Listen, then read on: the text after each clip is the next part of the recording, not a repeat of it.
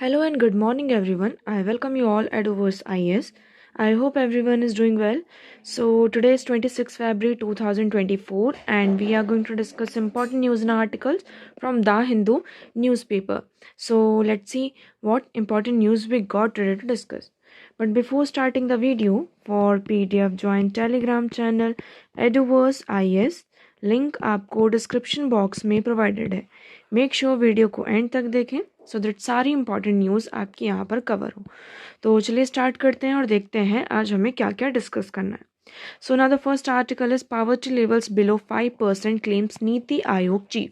Now here we have discussed yesterday that CEO of Central Think Tank extrapolates household consumption expenditure survey findings to argue that growth is inclusive and broad based while urban rural inequality in India is shrinking. तो यहाँ पर हमने कल देखा था कि जो हमारा हाउस होल्ड कंजप्शन एक्सपेंडिचर सर्वे होता है, यह भी 11 सालों बाद ये जो सर्वे है इसका डेटा यहाँ पर रिलीज़ हुआ है.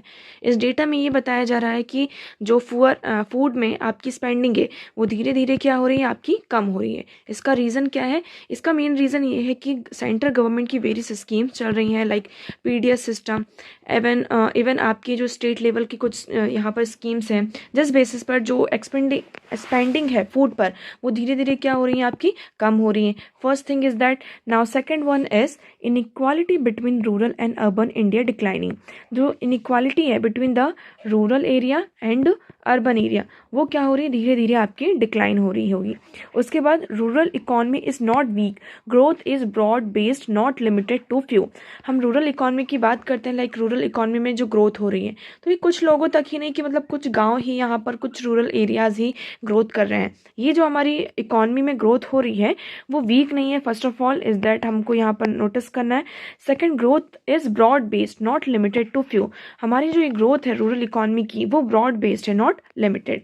Okay, the suggested lower weightage for food in the consumer price index. यहाँ पर सजेस्ट किया जा रहा है हाउस होल्ड कंजप्शन सर्वे में कि जो फूड का आपका वेटेज है उसको कंज्यूमर प्राइस CPI में हमें क्या करना होगा, लोअर करना होगा. ये सजेशन यहाँ पर दिया गया. क्यों दिया गया? क्योंकि हम क्या करते हैं, जब हमारा इन्फ्लेशन होता है, इन्फ्लेशन को मेज़र करने के लिए हम CPI का यूज़ करते हैं. CPI में जो आपका फूड बास्केट है उसका यहाँ पर सबसे ज़्यादा वेटेज है. तो फूड आइटम्स में कभी भी फ्लक्चुएशन होता है तो सबसे ज़्यादा किस पर असर पड़ता है, CPI पर पड़ता है. और जब भी CPI पर कोई भी यहाँ पर आपको चेंजेस दिखते हैं तो सबसे पहले जो आपकी RBI होती है, RBI की मॉनेटरी पॉलिसी कमेटी होती है, वो कहाँ आ जाती है, आपकी एक्शन में आ जाती है.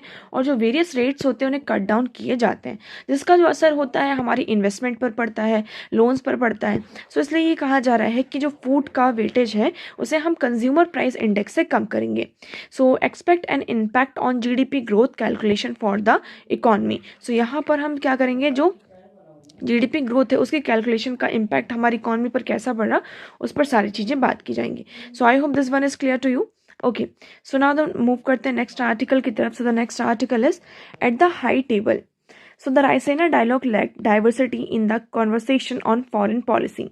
अभी आपका जो 9th एडिशन था, 9th addition of Raisena dialogue, जिसको हमारे एक्सटर्नल अफेयर मिनिस्टर जयशंकर जी ने क्या कहा कि इंडिया क्या है, एक ब्रिजिंग पावर है between the countries and seeking common goods through multi vector policy.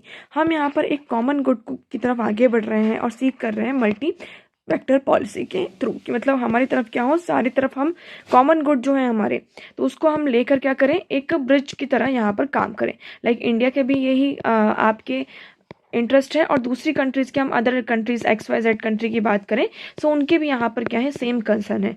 So India क्या बन सकता है, एक ब्रिजिंग पावर की तरह है and playing the role of Vishwamitra. और इंडिया इस टाइम पर किसका रोल प्ले कर रहा है यहाँ पर, विश्वमित्र, मतलब फ्रेंड ऑफ द वर्ल्ड का यहाँ पर रोल प्ले कर रहा है. So such lofty ambitions are why the conference launch by the ministry of external affairs aims to engage global leaders on the big issues and challenges in the world. तो यहाँ पर ये कहा जा रहा है कि ये सारी बातें आप कॉन्फ्रेंस में क्यों कर रहे हैं. क्योंकि अभी जो मिनिस्ट्री ऑफ एक्सटर्नल अफेयर्स की बात करते हैं, उनका जो मेन एम है कि वो क्या है, ग्लोबल लीडर से इंगेज करना, और जो भी यहाँ पे वर्ल्ड के बड़े बड़े बिग इश्यूज एंड चैलेंजेस हैं उन्हें हम कैसे एड्रेस कर सकें। तो ये अभी हमारा क्या है, मेन मोटिव है। सो अभी हम देखेंगे ये जो इनोग्रेशन था, मतलब कॉन्फ्रेंस था, उसको किसके द्वारा ये इवेंट था, वो किसके द्वारा इनोग्रेट किया गया था, ग्रीक प्राइम मिनिस्टर के द्वारा। उन्होंने यहाँ पर जो इंपॉर्टेंस है connectivity projects like India middle east Europe economic corridor, इस पर फोकस किया कि इस तरीके के प्रोजेक्ट्स पर हमें फोकस करना चाहिए, क्योंकि इससे क्या होगा, हमारी जो कनेक्टिविटी है वो इस्टेब्लिश होगी। Now second one, the global governance and inequality at the top of the UN Security Council and the need for the reform were discussed। तो यहाँ पर जो UN Security Council में inequality है, इस पर फोकस किया गया है कि इसमें क्या होना चाहिए, ग्लोबल गवर्नेंस होनी चाहिए। UN Security Council में जो inequality है, इस पर फोकस किया गया है, और यहाँ पर क्या क्या आपके नीड्स है इस टाइम पर रिफॉर्म की, उस पर बातचीत की गई है। So India's rightful place at the high table of global decision making, और as a mister Jaishankar put it, to be a player rather than a playing field. तो यहाँ पर ये जो आपका हम कह सकते हैं table high level of table global decision making है, जहाँ पर उन्होंने ये कहा कि हमें प्लेयर बनने की वजह पर क्या बनना होगा, एक प्लेइंग फील्ड बननी होगी, है ना। लास्ट ईयर आप सभी को पता है कि due to G20 foreign minister meeting in Brazil, there was no senior ministerial presence from the P5 of the major G7 और ब्रिक्स कंट्रीज। तो हमारी जो ब्रिक्स 10 कंट्रीज हैं, और हम बात करते हैं जो हमारी लास्ट ईयर की ब्राज़ील में फॉरेन मिनिस्टर मीटिंग हुई थी, तो इसके कारण यहाँ पर जो सीनियर मिनिस्ट्रियल प्रेजेंस होनी चाहिए थी G7 में, P5 में, वो नहीं थी। So however the large ministerial contingent from the central और eastern Europe which include all ministers of the Baltic Nordic forum. So अभी हम यहाँ पर देखेंगे कि इस कॉन्फ्रेंस में जो आपके बाल्टिक नॉर्डिक नेशंस है, हमने कल ही डिस्कस किया था इसे, तो ये सारे जो नेशंस थे उन्होंने क्या किया था, इस कॉन्फ्रेंस में पार्टिसिपेट किया था। इसके बाद यहाँ पर ज़्यादातर किस पर फोकस किया गया, ग्लोबल कन्फ्लिक्ट पर फोकस किया गया है। किस पर, global conflict, like the European जो डिग्नेटरीज हैं, किस तरीके से रशिया वॉर को यहाँ पर स्पॉटलाइट कर रहे हैं, रशिया वॉर चल रहा है यूक्रेन में। ओके, उसके बाद हम बात करते हैं and panel on military and naval strategy concentrating on the need to handle an aggressive China, और किस तरीके से हमें एग्रेसिव जो चाइना है इसको हैंडल करना है, टैकल करना है। इसके बाद यहाँ पर इसी के चलते जो ना तो रशिया को ना ही चाइना को इस कॉन्फ्रेंस में इन्वाइट किया गया है, यह आप लोगों को याद रखना है। उसके बाद there was a minimal presence from the South East Asia, Latin America, even South Asia से भी यहाँ पर सिर्फ नेपाल और भूटान की प्रेजेंस थी, बाकी यहाँ पर हमने जो प्रेजेंस देखी वो कम ही थी। Okay, so here you will see panel on democracy understandably steered clear of the vibrant debates within India on the decline of freedom, but the lack of non-governmental civil society organization in the discourse produce a narrow view of the challenges that democracy faces worldwide। तो यहाँ पर एक तरीके से एक narrow view रखा गया है जो कि वर्ल्ड की डेमोक्रेसी आज के टाइम पर फेस कर रही है चैलेंजेस। तो अभी इसमें हमें और ज़्यादा जो हमें एक ग्लोबल पब्लिक स्क्वायर है, हम मेड इन इंडिया की बात करते हैं और ग्लोबल पब्लिक स्क्वायर का जो ये वर्जन इसकी बात कर रहे हैं, तो इस पर हमें और ऑब्जर्वेशन और पॉलिसी मेकिंग की ज़रूरत है। Okay, so I hope this one is clear to you. Okay, so now the next article is the chilling effect on freedom of love. वैसे इस आर्टिकल में ऐसा कुछ भी इंपॉर्टेंट नहीं है। अभी आप सभी को पता है कि उत्तराखंड की असेंबली ने यूनिफॉर्म सिविल कोड जो उत्तराखंड बिल 2024 है इसे पास किया है। अभी यहाँ पर प्रेसिडेंट का जो फाइनल एसेट है वो नहीं मिला है। जब अगर ये फाइनल एसेट मिल जाएगा उसके बाद ये जो लॉ है उसको इन्फोर्स किया जाएगा, इम्प्लीमेंट किया जाएगा। Now, so on February 7, 2024, the Uttarakhand Assembly passed the Uniform Civil Code of Uttarakhand Bill 2024, which purposely consolidates the common law on marriage and property inheritance. So, what is this Uniform Civil Code? Uniform Civil Code के आते ही क्या हो जाता है, आपका जो marriage का provision है, डाइवोर्स, इनहेरिटेंस एंड एडॉप्शन, ये चार जो सब्जेक्ट्स हैं ये एक ही कैटेगरी में आ जाते हैं।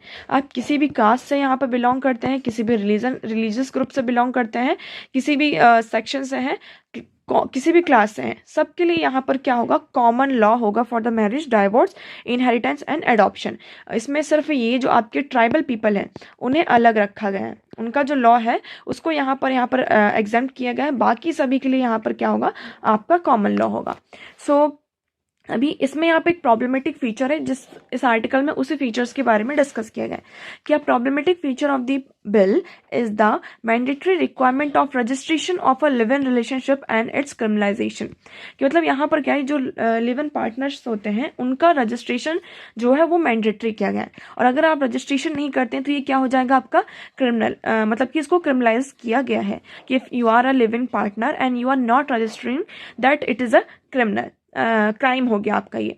सो if certain conditions are not compiled with this mandate the proposed law will became the foremost weapon of the state to penalize consensual relation and violate individual autonomy।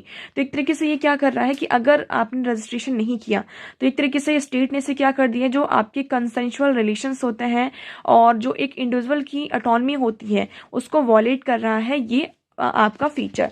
सो इसका जो एम्बिट इसकी बात की जा रही है कि आपको क्या करना होगा, रजिस्ट्रार के पास जाना होगा और वहाँ पर जो भी आप लिव इन पार्टनर्स हैं वो अपना स्टेटमेंट यहाँ पर रजिस्टर करेंगे। अब यहाँ पर ये रजिस्ट्रार भी सबसे बड़ा कंसर्न है, उसका अगर मन होगा तो वो यहाँ पर रजिस्टर करेगा, अदरवाइज नहीं करेगा। इसमें फिर ये कहा जा रहा है कि आप किसी और से भी बोल सकते हैं, like you A and B are couple, ये दोनों कपल्स हैं, बट हमने कहा इस थर्ड पर्सन सी से बोल दिया कि आप यहाँ पर जाके रजिस्ट्रार में रजिस्ट्रेशन करवा सकते हैं। लेकिन जो रजिस्ट्रार है वो क्या कर सकता है, इन कपल्स को भी यहाँ पर बुला सकता है और उनका स्टेटमेंट भी ले सकता है। तो ये कुछ तरीके के यहाँ पे प्रॉब्लम्स है। तो ये क्या कर रहा है कि it influences the free decision making and expressing of feeling protected under Article 21, which lays stress on the right to a dignified life. Individuals are constrained by the provision of the bill while entering into a live-in relationship, which impedes the ability to make the deepest personal choice। तो live-in relationship क्या है, एक तरीके से आपकी personal choice है, और ये क्या कर रहा है, आपका जो आर्टिकल 21 है उसको और आर्टिकल 24 दो आर्टिकल्स को यहाँ पर वॉलेट कर रहा है। सो यहाँ पर सिर्फ इस आर्टिकल में इतना ही है, और ये भी कहा जा रहा है कि इससे बहुत बड़ा जो डिस्क्रिमिनेशन है वो सामने आएगा। लाइक इंटरकास्ट और इंटर रिलीजियस जो कपल्स होते हैं सबसे ज़्यादा उन्हें सीवियर हैरेसमेंट और जो सोशल स्टिग्मा होता है हमारी कंट्री में वो फेस करना पड़ेगा। और इस लॉ के कारण फॉर एग्जाम्पल कुछ लोग यहाँ पर लिव इन रिलेशनशिप में है, कुछ टाइम बाद उन्होंने अपना रिलेशनशिप ख़त्म किया तो ये भी उन्हें क्या करना होगा, वहाँ पर जहाँ पर आप उन्होंने रजिस्ट्रेशन कराया उनको ये बताना होगा कि हमारा रिलेशन अब खत्म हो चुका है। तो इस तरीके से चलते क्या हो रहा है कि आपका जो पर्सनल चॉइस है ना, उसको ये क्या कर रहा है, वॉलेट कर रहा है। Okay, so the next article is why were surrogacy rules modified. अब यहाँ पर जो सरोगेसी रूल्स हैं उसे मॉडिफाइड किया गया है। सो 21 फरवरी को यूनियन गवर्नमेंट ने क्या किया, सरोगेसी जो रेगुलेशन बिल 2022 था वो क्या परमिट करता था कि permit married couple to use donor egg and donor sperm for surrogacy. पहले ऐसा प्रोविजन नहीं था। जो हमारा सरोगेसी रेगुलेशन रूल है 2022 उसमें ये था कि हाँ फॉर एग्जांपल जो कपल्स हैं उसमें कोई प्रॉब्लम आ रही तो वो सरोगेसी करा सकते हैं, but this couple does not use, ये कपल क्या करेगा, किसी अनदर पर्सन का जो कोई डोनर है, कोई फॉर एग्जांपल कोई एग डोनेट कर रहा है या फिर स्पर्म डोनेट कर रहा है, तो वो यहाँ पर डोनर का जो एग है और स्पर्म है उसको यूज नहीं कर सकते थे, है ना। For example like A and B are couples. अब ये जो ए है लेडी है, इसका यहाँ पर ओवरीज में प्रॉब्लम हो रही है, ओव्यूलेशन नहीं हो पा रहा है, एग का फॉर्मेशन नहीं हो पा रहा है, तो इनके पास सिर्फ क्या स्पर्म है, तो ये इनके पास एक ऑप्शन ये आ जाता है कि they can buy a eggs, ये एग्स क्या कर सकते हैं यहाँ पर बाय कर सकते हैं और सरोगेसी के लिए यहाँ पर प्रपोज कर सकते हैं, लेकिन पहले ये प्रोविज़न नहीं था। नाउ अभी यहाँ पर यूनियन गवर्नमेंट ने क्या किया है, सरोगेसी के इसी रूल को मॉडिफाई किया है। ओके, नाउ इसमें आप क्या कर सकते हैं, बट ये इसमें आप किसी डोनर का जो एग है और स्पर्म है आप इसको यूज़ कर सकते हैं फॉर द सरोगेसी, बट इसमें एक मैंडेटरी चीज़ ये है कि पेरेंट जो है उनका एक ना एक यहाँ पर गैमेट होना ज़रूरी है। So this revoke the previous amendment made in March 2023 that band the use of such donor gametes. पहले यहाँ पर 2023 में अमेंडमेंट किया गया था जहाँ पर जो डोनर के गैमेट्स हैं उसको यूज़ करने से बैन कर दिया था। So the modification in the surrogacy rules came more than a month after additional Solicitor General Aishwarya Bharti appraised the Supreme Court that the government was considering changes in the amendment brought in last year allow married couple to use donor gametes for surrogacy in case they suffered from medical ailments that made it difficult to conceive. Okay, so यहाँ पर ये कहा जा रहा है कि जो married couple है, कई बार ऐसा होता है कि फॉर एग्जांपल जो स्पर्म्स होते हैं उनमें प्रॉब्लम हो जाती है, या फिर वेमेन में बहुत सारी प्रॉब्लम्स हो जाती हैं। अब इसकी वजह से क्या होता है कि आप उनका जो पेरेंटहुड है वो छीन रहे हैं, है ना, आप उसका वॉलेट कर रहे हैं। सो इसके चलते यहाँ पर जो आपकी additional solicitor general Aishwarya Bharati ji थी, उन्होंने सुप्रीम कोर्ट से यहाँ पर अप्रेज्ड किया और ये कहा कि इसमें चेंज करना चाहिए। सो हमने यहाँ पर देखा कि जो मार्च, पहले हम बात करते हैं कि अभी अमेंडमेंट क्या हुआ। मार्च 2023 की बात करते हैं। यहाँ पर जो फॉरम था, consent of the surrogate mother and agreement for the surrogacy. यहाँ पर जो आपका फॉर्म 2 है उसमें बात की जा रही कि जो आपकी सैरोगेट मदर है उसका कंसेंट चाहिए और पूरा एग्रीमेंट सैरोगेसी का यहाँ पर होना चाहिए। रूल 7 यहाँ पर अमेंड किया गया था, जो कि स्टिपुलेट करता है कि आप डोनर का जो एग है और स्पर्म है उसको यूज नहीं कर सकते हैं। ओके, अब इसी चीज को यहाँ पर क्या है, चेंज किया गया है। सो यहाँ पर देखिएगा कि the modified rule states single women, widow और डाइवर्स। यहाँ पर हम देखेंगे क्या कि however the notification outline that child to be born through surrogacy must have at least one gamete from intending parent.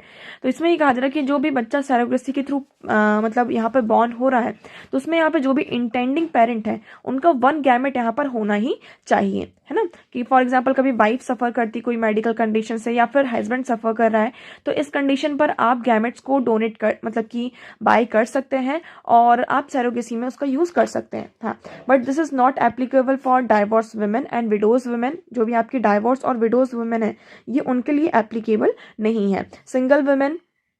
Single women, widow, divorce undergoing surrogacy must use self egg or and donor sperm to avail surrogacy procedure। अगर यहाँ पर कोई single women है या window है, divorcee है, सो उन्हें क्या करना होगा, अगर वो सैरोगेसी में जा रही हैं, है ना, if they are undergoing surrogacy, so they must have to use self egg, उन्हें अपना सेल्फ एग यूज करना होगा और जो डोनर का स्पर्म है उसे यूज करना होगा to avail surrogacy procedure. Now इसमें हम ये कहा जा रहा है कि अगर हम ऐसा नहीं करते तो ये क्या कर रहा था, जो हमारा हम बात करते हैं कि जो विमेन का पेरेंटहुड है इसको यहाँ पर वॉलेट कर रहा था। इसी के चलते यहाँ पर इस आर्टिकल में यहाँ अमेंडमेंट किया गया है। Okay, so can single women avail of the feature? So the regulatory change is however not applicable for single women, as it specifies that widow or divorce undergoing surrogacy must use self egg and donor sperm। तो ये यहाँ पर single women के लिए मतलब आपका नहीं है, जैसा कि इसमें स्पेसिफिकली लिखा गया है, एप्लीकेबल है कि जो विडोज हैं, डाइवोर्सीज हैं, अंडरगोइंग सेल्फ सरोगेसी हैं, so they must have to use self egg and donor sperm, है ना, ऐसा उन्हें यहाँ पर करना होगा। Okay, so I hope this article is clear to you. So देखिए इसमें ये हो रहा था अभी एक्चुअली, जब तक यहाँ पे ये एक्ट था, वो हमारा जो आर्टिकल 14 है और article 21 right to life of the constitution, ये फंडामेंटल राइट्स को ये क्या कर रहा था, वॉलेट कर रहा था। ऑल्दो अगर हम बात करें जो हमारे लिव इन कपल्स हैं और LGBTQ कपल्स हैं, इनको अभी भी यहाँ पर जो एक्सेस है सैरोगेसी के लिए उस पर डिनाई किया जा रहा है, मतलब वो लोग सैरोगेसी नहीं करवा सकते। Okay, so I hope this one is clear to you. Okay, so the next article is can IMEC address the Red Sea crisis. अब हम किसकी बात कर रहे हैं यहाँ पर, IMEC क्या है, India middle east Europe economic corridor. अब इसके बारे में बात करें तो इसमें ये कहा जा रहा है कि अभी जो रेड सी का क्राइसिस है, आज से अगर हम बात करते हैं तो हम यहाँ पर 4th मंथ में एंटर करने वाले, 4थे महीने में एंटर करने वाले जब से ये रेड सी का क्राइसिस आपका अराइज हुआ है। अब ये कहा जा रहा है कि अगर हम ये जो IMC प्रोजेक्ट है, कॉरिडोर है हमारा, इसको एड्रेस करते हैं तो क्या रेड सी का क्राइसिस आपका एड्रेस हो पाएगा, मतलब अगर हम इसको इम्प्लीमेंट करते हैं, इसको अनाउंस करते हैं, तो क्या ये क्राइसिस आपका खत्म हो जाएगा। So as the Red Sea crisis enters its 4th month, global supply chain are increasingly grappling with inflated freeze and delayed vessel schedule। तो इसमें क्या हो रहा है, जब से ये रेड सी का क्राइसिस हो रहा है, रेड सी क्राइसिस क्या है आप सभी को पता है कि येमेन में आपका कौन है, एक हूथी ग्रुप है ना। तो यहाँ से जितने भी आपकी कमर्शियल वेसल यहाँ मूव कर रहे हैं, ट्रेड कर रहे हैं, तो इन्होंने क्या किया, इस पर अटैक करते हैं, और अटैक करते हैं तो इसके कारण क्या हो रहा है, अटैक कर रहे हैं, जिसकी वजह से जो ट्रेड होना चाहिए टाइम पर, वो टाइम पर नहीं हो पा रहा। फर्स्ट थिंग ये, और इन्हें क्या करना पड़ रहा है, ये जो आपका ट्रेड रूट है वो चेंज हुआ। अब पहले हम कहाँ थे, यहाँ से रेड सी से होते हुए कहाँ जाते थे, यूरोप में जाते थे, ये पहले हमारा रूट था।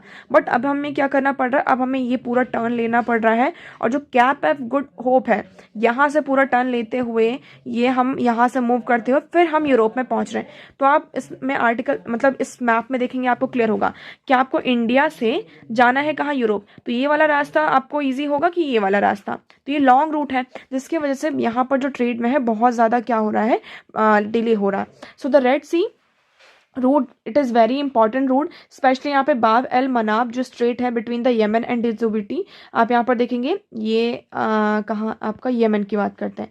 सो this is Yemen and this is Djibouti. तो यहाँ पर से आपका क्या आ जाता है, बाब एल मंदाब आपका स्ट्रेट है, जहाँ से आपका हम बात करते हैं कि 12% ऑफ जो इंटरनेशनल मर्चेंटाइज ट्रेड होता है यहीं से पास होता है.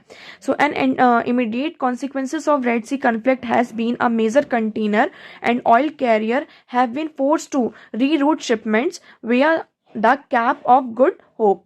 The rerouting has led to rising ocean fees. तो इसकी वजह से जो रीरूटिंग की जा रही है इसकी वजह से जो कॉस्ट है इंश्योरेंस का वो भी बढ़ रहा है, डिले हो रहा है, यहाँ पे प्रोडक्ट की शॉर्टेज हो रही है मार्केट में.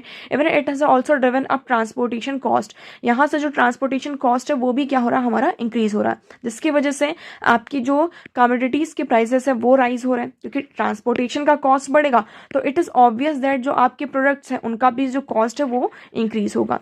सो इसकी वजह से इंडिया पर भी बहुत ज़्यादा इफेक्ट हो रहा है. इंडिया का जो ट्रेड है यूरोप में एंड नॉर्थ अफ्रीकन कंट्रीज में, इसमें हम रेड सी के थ्रू ऑलमोस्ट 24% क्या होता था हमारा एक्सपोर्ट होता है एंड 14% इंपोर्ट होता है, जिसकी वजह से अभी हमारा यहाँ पे प्रॉब्लमेटिक हो रहा है. जो आपका जो ट्रेड है इसमें जो हमारा ट्रेड सप्लाई उसमें प्रॉब्लम हो रही है. चाइना को यहाँ पे कोई भी प्रॉब्लम नहीं हो रही, क्योंकि चाइना क्या कर रहा है, चाइना का जो BRI प्रोजेक्ट है उसके लिए उसके तहत यहाँ पर इसके पास अल्टरनेटिव रूट्स हैं. अब ये कहा जा रहा है कि अगर हम IMEC को इम्प्लीमेंट करते हैं, जो कि आपका G20 समिट में यहाँ पर 2023 में अनाउंस किया गया था, अभी यहाँ पर इसको ज़्यादा अटेंशन नहीं मिल रहा है. क्यों अटेंशन नहीं मिल रहा है, क्योंकि हमने यहाँ पर देखा सबसे पहला जो कॉज ऑफ कंसर्न है इज इजराइल पैलेस्टीन कन्फ्लिक्ट.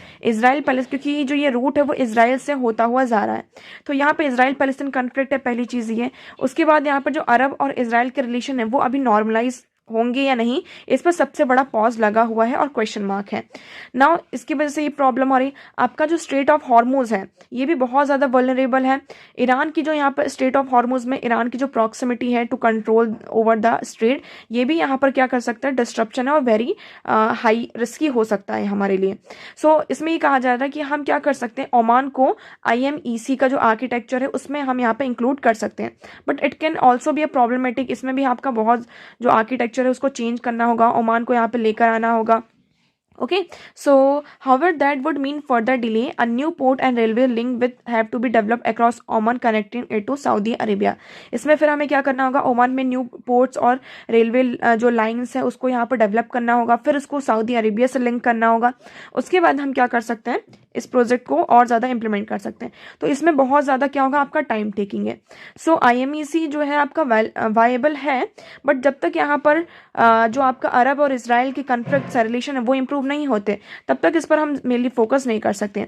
लेकिन अगर ये कॉरिडोर आपका बन जाता है तो इससे क्या होगा, इंडिया और अगर हम यूरोप की बात करते हैं, सो 40% जो हमारी इसराइल का जो टाइम जर्नी है ना, इंडिया से यूरोप की तरफ जाने में, वो आपकी कम हो जाएगी, और 30% जो हमारा कॉस्ट है वो भी रिड्यूस हो जाएगा between the India and Europe. So एक ये फाइनेंशियल स्ट्रक्चर और फाइनेंशियल फ्रेमवर्क को हमें प्लेस में रखते हुए हमें यहाँ पर जो भी कंप्लाइसेंस है, हम यहाँ पे बात करते हैं कि रोबस्ट फाइनेंस, इसमें क्या होगा, जो हमारा फाइनेंशियल फ्रेमवर्क होगा वो भी स्ट्रांग होगा. थर्ड लास्टली हम बात करते हैं a comprehensive multinational operational framework is needed. इसमें यहाँ पर एक मल्टीनेशनल ऑपरेशनल फ्रेमवर्क की जरूरत है as the corridor involve facilitating trade across the different legal system. A multinational framework is necessary. A forum for the corridor needs to be constituted undertake a form mentioned activities. तो यहाँ पर जो mentioned activities हैं इसे हमें ध्यान में रखते हुए इस पर फोकस करना होगा, क्योंकि इससे क्या होगा, तभी हमारा जो ट्रेड सिस्टम है ना, जो एक अल्टरनेटिव रूट है हमारे सामने आ सकेगा, और जो रेड सी पर हमारा एक तरीके से डिपेंडेंस है, ट्रेडिंग रूट है, वो कम हो पाएगा. Okay, so I hope this article is clear to you. Okay, now next page में डिस्कस करते हैं. यहाँ पे अब ऐसे कोई भी इंपॉर्टेंट आर्टिकल नहीं है जो हमारे एग्जाम पर्सपेक्टिव से इंपॉर्टेंट हो. सो आज के लिए इतना ही. आई होप आपको सारी चीज़ें यहाँ पर क्लियर होंगी, but still if you have any doubt you can ask in comment section. आज का वीडियो कैसा लगा एक बार कॉमेंट सेक्शन में ज़रूर बताइएगा. अगर वीडियो पसंद आया हो तो उसे लाइक करना, चैनल को सब्सक्राइब एंड शेयर करना ना भूलें. So that's for all today. Thank you so much for discussion.